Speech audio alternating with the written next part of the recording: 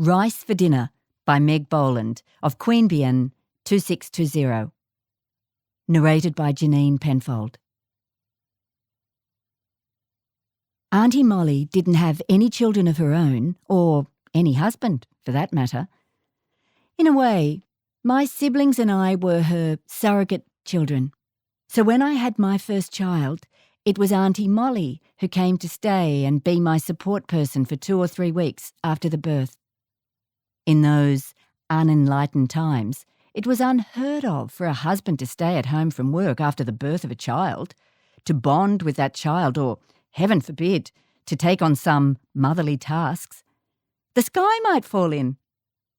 So, on the same day that I came out of hospital, Auntie Molly's pale blue Ford Cortina pulled up outside our house, and she descended with her small travel bag and multiple paper bags containing enough fruit, nuts, lollies and cakes to sustain us for a fortnight.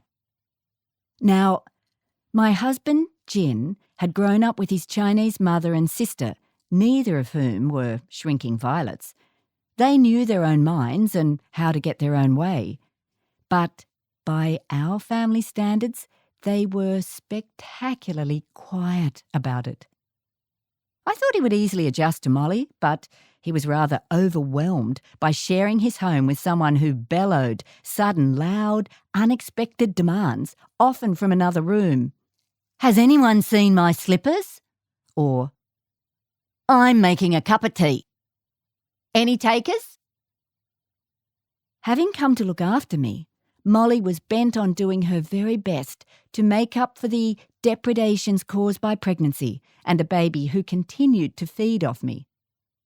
She was also determined that I be reintroduced to good, plain Australian food, rather than the very suspect Asian meals that I had been struggling so hard to master for the past year.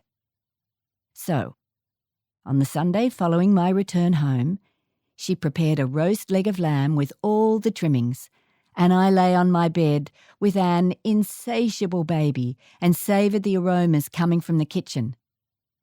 A feast for the senses as well as for the belly. She prepared roast potatoes, peas, carrots and, joy of joys, roast pumpkin, which I hadn't tasted since I had one of Mum's roast dinners 6 months earlier. She had gathered mint from the patch beside the back steps and made mint sauce. And of course, she had prepared a large jug of gravy from the drippings in the roasting pan. As in every well-ordered Australian household, she carved the meat and served it and the vegetables onto our separate plates. None of this heathen habit of serving all the food in the middle of the table for people to grab at as they pleased. She and Jin brought the laden plates to the table with the jug of gravy and a smaller jug of mint sauce to share, and we prepared to sit down. Then, just as Molly and I settled in, Jin picked up his plate and returned to the kitchen. We heard the fridge door open and then close again. Jin returned with his plate, but now, right in the centre of the plate and on top of the roast meat and vegetables, there was a large serving of cold, boiled white rice from the store he kept in the fridge.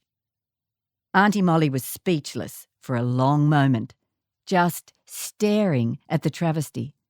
When she spoke, it was in a soft, gravelly tone, quite unlike her normal, cheerful roar. "Jin, you're not really going to eat that, are you?" We ate the beautiful meal in silence, only interrupted by the sound of Toby, the dog, claws clicking on the wooden floor as he moved from chair to chair, looking ever hopeful. Now and then Molly murmured expressions of disbelief to herself. Rice? Cold rice with roast lamb? No one would credit it. Jin had the grace to look slightly abashed, but said nothing in his own defence. What could he say that would allay her outrage? Maybe he heard the crashing down of sacred icons. When we were finished, Auntie Molly gathered the plates and returned to the kitchen, saying as she walked through the door, "I've made pudding as well." Some minutes later, she returned with dessert plates and then a pie dish that she placed in the middle of the table with a serving spoon.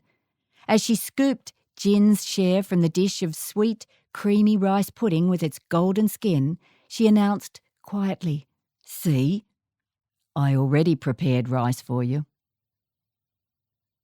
The end.